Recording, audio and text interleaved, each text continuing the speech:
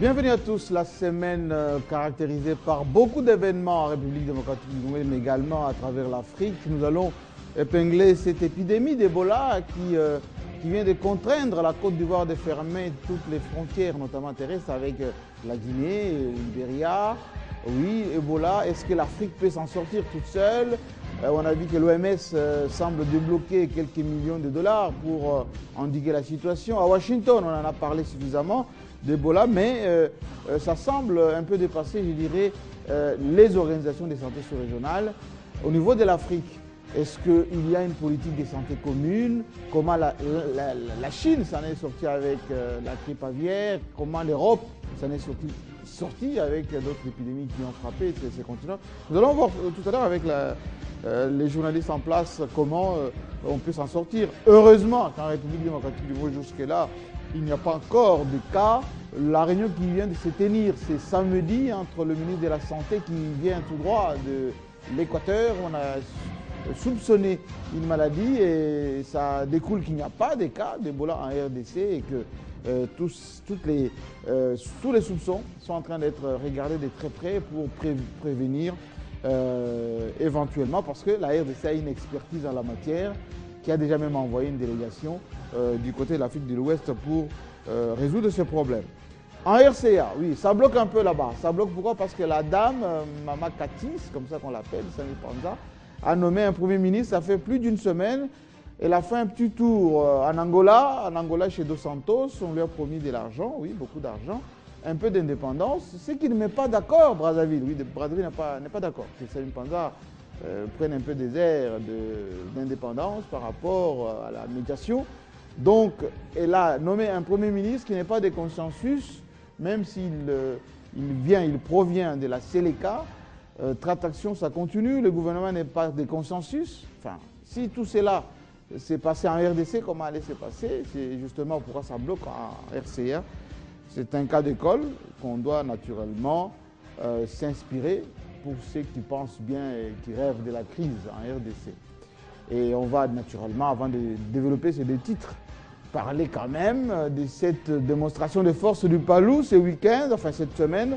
Le Palou avec beaucoup de militants qui se sont déplacés en rase campagne. Oui, en rase campagne, si on peut dire, c'est la Mecque du Palou, chez Gizenga, où on a trouvé aussi bien majorité présidentielle, un grand nombre.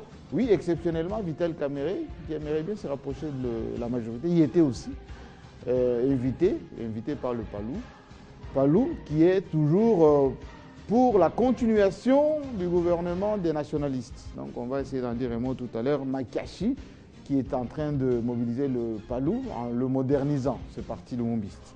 On en parlera tout à l'heure. Alors comme vous le savez, l'émission est toujours entourée des grosses têtes et les moins grosses, qui souvent influent sur le cours des événements ici, en RDC. Enfin, il y en a un qui est très passionné du peuple avec des chiffres. Hein? Bienvenue Bakoumani. Oui, absolument. Déjà, le Palou, moi j'aimerais bien lancer un mot. Oui. Le Palou vient d'initier cette année quelque peu idéologique. Idéologique. Oui, c'est à peu près, c'est une remise en cause que je salue personnellement parce que j'ai lu le calendrier tel qu'élaboré, une remise en cause qui permettrait de redéfinir les lignes. Tout à l'heure, vous aviez dit qu'il y avait la majorité et l'opposition. On se pose bien la question, qu'est-ce qui oppose nos partis politiques? Est-ce que fondamentalement, ils sont opposés? J'ai comme l'impression, et ma réponse a toujours été non, ils sont opposés par rapport au positionnement à la casserole. Mais sur le plan casserole? Oui, sur le plan des idées, ils ont les mêmes idées, ils défendent... Parce qu'on a vu, comme à Washington, Kamerhe s'est tapé l'épaule avec justement là aussi, oui. On ne doit pas seulement se fier aux épiphénomènes. Le phénomène, l'essentiel pour moi, c'est qu'on puisse développer le pays. Et lorsque vous lisez les différents programmes des partis politiques, les différentes interventions des partis politiques, vous vous rendrez compte que sur l'essentiel, ils disent la même chose. Au point qu'on devrait redéfinir les lignes entre ceux qui sont de droite et de gauche. Ben, la MP nous offre une belle illustration. Nous avons l'extrême droite, notamment avec Olivier Kamitatou. L'extrême droite. L'extrême gauche avec notamment le Palou. Oui. Donc, ils sont tous ensemble dans une coalition. Et le Kamitatou s'est dit libéral, hein, monsieur? Oui, il est libéral, oui, très libéral. Dans l'extrémité. Donc, le Palou va nous aider avec ce qu'ils ont initié. Et si les autres adhèrent à cette idée, à redéfinir notre vision de notre pays. Rédacteur en chef du Potentiel, plutôt, oui. Directeur de la rédaction. Directeur de la rédaction, du Potentiel. Bienvenue, Bakouman, qui est avec nous. D'ailleurs, avec lui, on va essayer de voir un peu beaucoup des sujets un peu d'ordre économique, parce qu'on va parler d'Ebola tout à l'heure. Les quelques millions de l'OMS ne semblent pas convenir pour ces grands dossiers de santé. Oui. Oui, les 100 millions de la Banque mondiale pour commencer. L'OMS également a mis la main à la poche. Mais moi, j'aimerais qu'on parle de nous, parce que si vous voulez qu'on y aille directement par rapport à Ebola. On va en parler, qu'on fasse le tour quand même de la table. Ok, très bien. Harold Badibanga, indépendant. Bon. Oui, donc c'est Paul Diakessé qui l'était. Hein? Oui, bon, il l'est toujours, et moi également.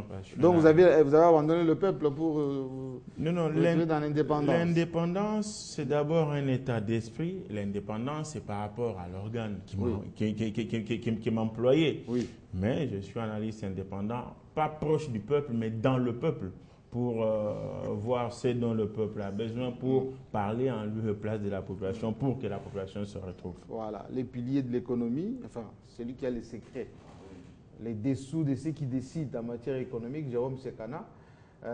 Lui, c'est entre deux avions, quand il s'agit de gros dossiers, c'est Jérôme Sekana dont on fait référence à lui très généralement. On en parlera de cette affaire de Sambi Panza avec l'Angola, parce que semble-t-il, le pétrole qu'on a découvert en République centrafricaine, non seulement les Sud-Africains s'y intéressent, mais l'Angola aussi.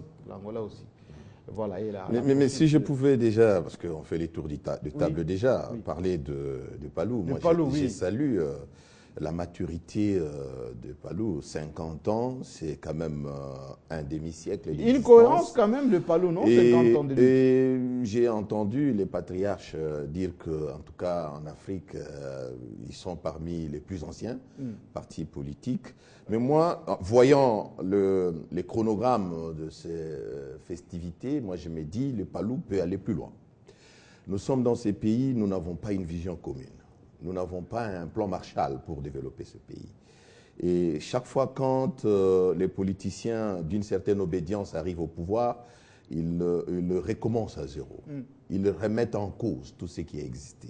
Je pense que nous avons besoin d'un plan Marshall, d'une vision commune, et le Palou est mieux placé pour planter les décors, proposer aux opérateurs politiques congolais pour que nous puissions avoir une boussole qui peut nous guider et qui peut nous permettre d'agir en connaissance de cause, tout en sachant très bien que même si c'est la gauche ou la droite qui arrive au pouvoir, eh bien, il y a des repères qu'on ne peut pas mettre de côté, qu'on doit regarder, qu'on doit respecter pour que nous puissions conduire notre pays vers le développement. Parce que ça n'existe pas, y compris même le manifeste de Lancélé, qui était considéré comme l'un des plus beaux textes de développement. Donc il y a moyen de réfléchir en profondeur pour essayer de mettre tout le monde d'accord, qu'on sorte un peu de cette carapace politicienne. La question fondamentale que tous les observateurs se sont un peu posée les week-ends cette semaine, en banlieue de Kinshasa, c'est qu'est-ce que le Palou peut survivre à Gizenga? Est-ce que cet engouement des militants qui payent même leur transport pour y arriver, tous ces gens qui sont ce n'est pas facile, les GMK. Est-ce que ça va survivre? Il y a beaucoup de frustration. Voilà. Il y a beaucoup de frustration. Le Palou qui a gouverné pendant quasiment 5 ans, est-ce qu'il y a eu la transformation d'un parti populaire de lutte de gauche, comme a dit Bienvenue Bakoumani, avec cette, on va dire, transformation en parti de gouvernement? Parce que quand on a vu ce qu'on a reproché à Mozito, par exemple, ce qu'on a reproché à Gizenga, une certaine léthargie, et ma foi, un certain nombre de cadres du Palou, on leur dit qu'ils sont déconnectés de la base et qu'il y a une espèce de lassitude. Bon, ce écoutez, n'est pas une espèce de religion un peu qui entraîne tous ces gens comme dans le partir? PPRD, Oui. au sein du Palou, il se pose un problème de gestion d'ambition. Oui. Mais il y a aussi un deuxième problème. C'est celui de suspicion et surtout un peu, entre guillemets, de tribalisme. J'appelle bien Tribalisme? Oui. Parce que, vous savez, Gizenga appartient à tout le monde. Moi, je l'ai entendu citer tous les héros de la République. C'est un vrai nationaliste. Je n'ai pas pendé comme tout non, le monde. non. Et quand vous regardez ce qui se passe autour de lui, oui. C'est Yann Divé, tout ça, comme disait Kofi. Donc des choses comme ça, ce n'est pas normal. Oui. Il faut qu'on essaye de comprendre. Il faut transcender ça. Il faut transcender ça. Et puis, il y a un troisième problème au sein du Palou. Oui. C'est la bonne gouvernance. Cette bonne gouvernance est des façades. Et des façades, ce n'est pas ce qu'on trouve dans les textes du Palou qu'on voit dans l'acte. Tous ceux qui ont exercé des fonctions publiques dans ces pays et qui sont issus de ces partis n'ont pas respecté ces règles-là. En fait, c'est vraiment un problème très important. Sur papier, le Palou, c'est un parti très bon. C'est un parti qui peut montrer le chemin, un parti nationaliste.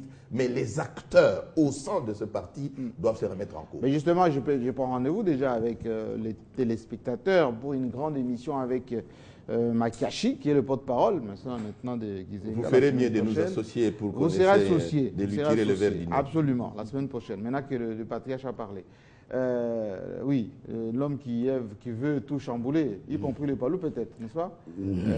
Daniel Safou. et je m'en doute bien de ce qu'il va pouvoir dire par rapport à l'engouement constaté en rase campagne. L'engouement au niveau du Palou, c'est un déjà là. C'est un déjà là. C'est-à-dire que les Palou, à chaque fois qu'il y a manifestation, les gens... Alors, qu'est-ce qui explique cet engouement? Beaucoup de partis politiques, on a vu par exemple à Sainte-Thérèse, ils n'ont pas pu mobiliser suffisamment de gens, mais de tous les membres de l'opposition qui étaient. Mais Palou, en 3 jours, enfin, on a vu qu'il y avait suffisamment de gens, y compris en brousse. Qu'est-ce qui s'est passé? En fait, Gizenga a assis, n'est-ce pas, pendant les âges. Son leadership. Il a assis à faire asseoir son leadership, évidemment, avec des mystères, entouré de mystères. Mystère, c'est-à-dire, il y a des aspects spirituels. C'est pas du charisme. Non, du charisme. Des aspects spirituels. Moi, je dis que la foule au Palou, c'est déjà là. Oui. En fait, il y a une tradition qui, depuis les âges, que Gizenga a installée dans les mentales, n'est-ce pas, des ressortissants du coin, parce qu'il y a l'autre qui a développé l'aspect tribal. Oui. Il faut dans les Bandundu profonds. Les Bandundu profonds. Il a si installé un si mystère. Vous allez au Katanga, il y a le Palou. Vous allez à l'est, il y a le Palou. Hein, donc c'est représentatif. Non, le Palou a commencé à voir les jours au Katanga, ailleurs. Par province orientale. Oui.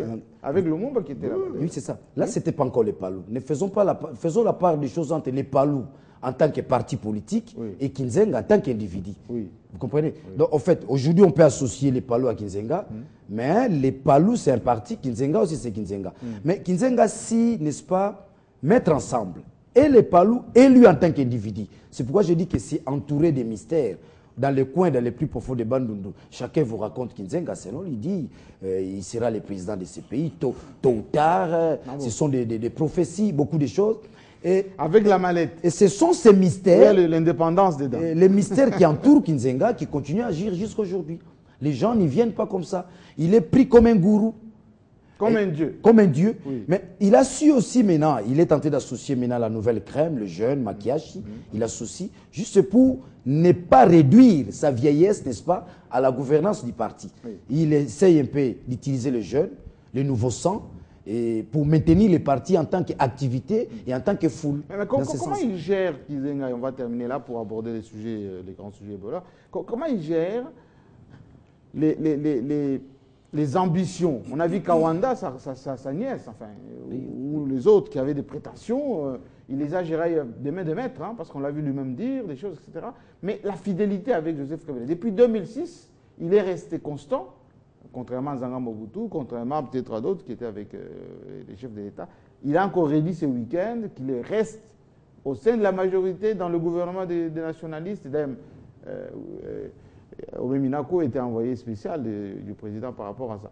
Comment expliquer cette constance de Gizenga? Non, la constance de Gizenga, ça,